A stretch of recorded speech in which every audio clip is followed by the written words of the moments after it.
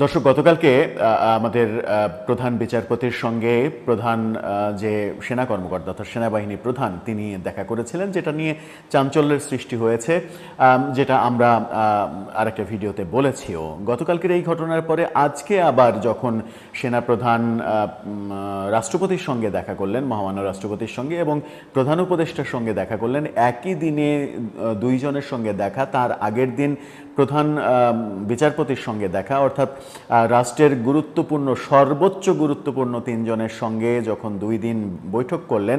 যদিও গতকালকের বৈঠক নিয়ে গণমাধ্যমে খবর হলেও আইএসপিআর থেকে কিংবা বাংলাদেশ সেনাবাহিনী থেকে কোনো ধরনের বিজ্ঞপ্তি দিয়ে জানানো হয়নি। আজকে আইন উপদেষ্টাও ব্যাপারটাকে বলেছেন যে এ ব্যাপারে আমার কাছে কোনো তথ্য নেই, যতক্ষণ পর্যন্ত না আনুষ্ঠানিক তথ্য পাবো ততক্ষণ পর্যন্ত এটাকে গুজবই বলতে হবে। কিন্তু গতকালকের এই ঘটনাটা রীতিমতো টক অফ দ্য কান্ট্রি হয়েছিল। আজকের এই ঘটনাটা নতুন মাত্রা যোগ করেছে।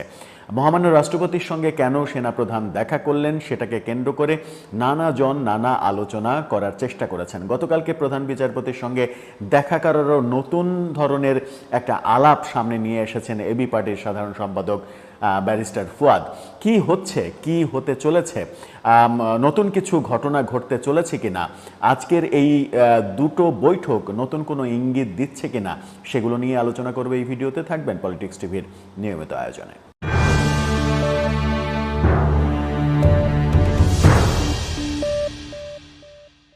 দর্শক, বলছিলাম সেনাপ্রধান আজকে মহামান্য রাষ্ট্রপতি এবং প্রধান উপদেষ্টার সঙ্গে যে বৈঠক করেছেন সেটা নিয়ে নানা রকমের আলোচনা আবার নতুন করে ডালপালা মেলেছে। গতকালকে প্রধান বিচারপতির সঙ্গে বৈঠকে যে ব্যাপারটা আমরা ইচ্ছাকৃতভাবে আলোচনা করিনি, সেই ব্যাপারটা একেবারে সরাসরি নিজের ইউটিউব চ্যানেলে মানে ব্যাখ্যা করার চেষ্টা করেছেন এবি পার্টির সাধারণ সম্পাদক ব্যারিস্টার ফুয়াদ। যেহেতু তিনি ব্যাপারটা তার মতামত হিসেবে বলেই ফেলেছেন, সেহেতু সেটা নিয়ে বোধহয় আলোচনা করাই যায়।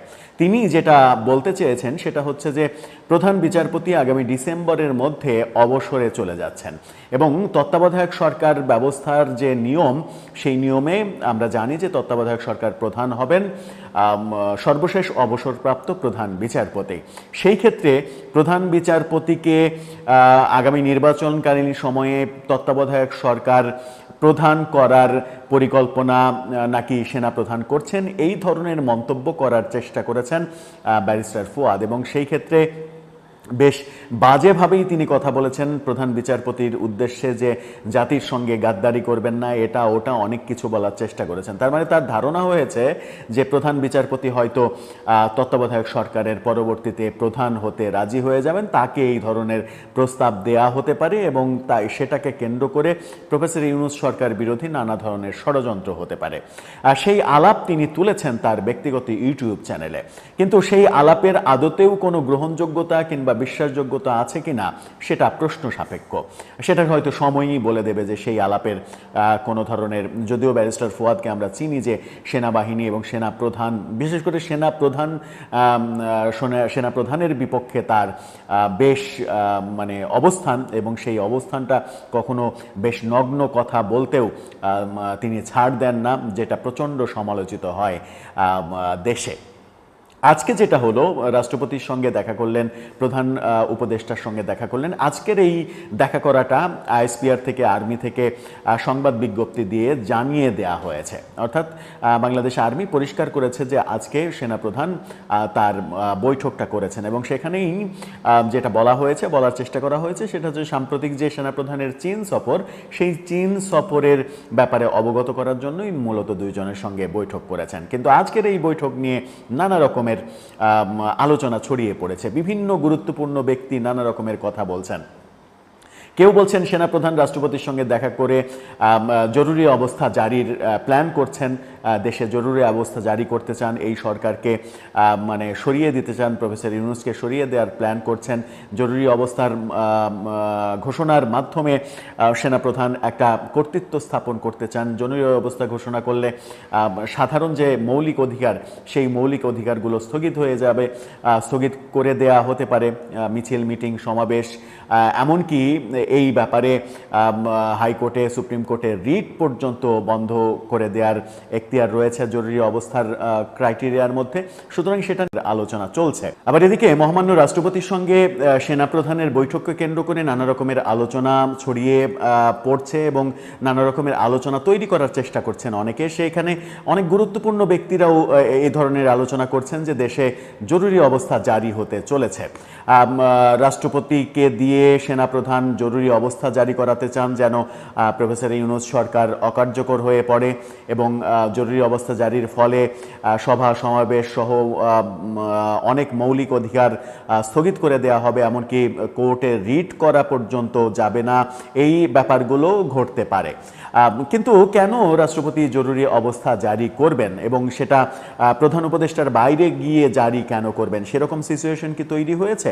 আবার সেনাপ্রধান এবং প্রধান উপদেষ্টার সম্পর্কের যে ফাটলের কথা আমরা বিভিন্নভাবে আলোচিত হতে দেখেছিলাম, সেটাও তো মাঝখানে বেশ কিছু ঘটনার পরিপ্রেক্ষিতে মনে হয়েছে যে সেটা সেই ফাটল আর নেই। জুলাইয়ে যখন আমরা দেখেছি যে জুলাই অভ্যুত্থানের বর্ষপূর্তিতে আইএসপিআর থেকে বাংলাদেশ আর্মির ফেসবুক পেজ থেকে যখন জুলাই অভ্যুত্থানের সরকারের নির্মিত বিভিন্ন ডকুমেন্টারি পোস্ট করা হয়েছে, শেয়ার দেওয়া হয়েছে, তখনই মনে হয়েছে যে সেনাপ্রধানের সঙ্গে সরকারের এক ধরনের যে দূরত্বের কথা অনেকে বলার চেষ্টা করছিলেন সেগুলো নেই। আবার গোপালগঞ্জে যখন ঘটনাটা ঘটলো, এনসিপিকে রক্ষা করার ঘটনা এবং তাদেরকে রক্ষার্থে গুলি চালানোর ঘটনা, সেখানেও মনে হয়েছে যে সেনাপ্রধানের সম্পর্কে যে ধরনের বাজে মন্তব্যগুলো করা হচ্ছিল সরকার বিরোধী, সেগুলোর কোনো ভিত্তি নেই। তাহলে কেন সেনাপ্রধান জরুরি অবস্থা জারি করাতে চাইবেন রাষ্ট্রপতিকে দিয়ে? কেন সেটাকে ষড়যন্ত্রর একটা গন্ধ পাওয়ার মানে মতো করে গন্ধ অনুভব করছেন অনেকে, সেটা একটা বড় প্রশ্ন। এখন প্রশ্ন হচ্ছে যে জরুরি অবস্থা জারি করার যে বাস্তবতা, রাষ্ট্রপতির সেই বাস্তবতা আছে কিনা, সংবিধান কি বলছে?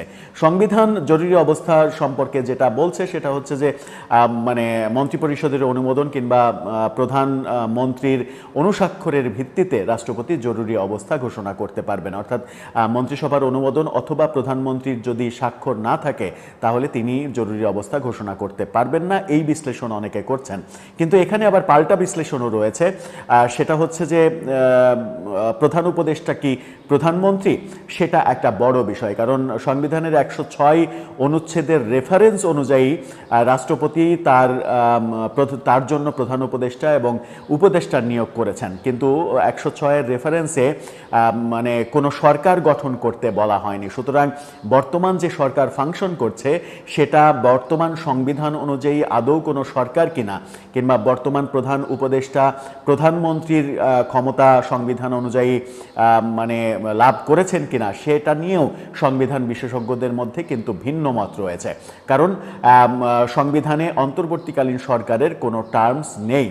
তত্ত্বাবধায়ক সরকার ফিরে আসার যে ব্যবস্থাটা চলছে, কার্যক্রমটা চলছে, সেটা ফিরে আসলে তত্ত্বাবধায়ক সরকার যখন প্রধান উপদেষ্টা হবেন তখন তিনি প্রধানমন্ত্রীর সমমর্যাদা লাভ করবেন, এমনটা মানে অনেকে বলেন। যদি প্রধান উপদেষ্টার অন্তর্বর্তীকালীন সরকারের ফাংশন করার মতো ক্রাইটেরিয়া সংবিধানে নাই থেকে থাকে, তাহলে এই সরকারের প্রধান উপদেষ্টা প্রধানমন্ত্রীর মতো ক্ষমতা কিভাবে মানে সাংবিধানিকভাবে ভোগ করবেন, কিংবা আদৌ সেটা মানে গৃহীত হবে কিনা, সেটা একটা বড় প্রশ্ন।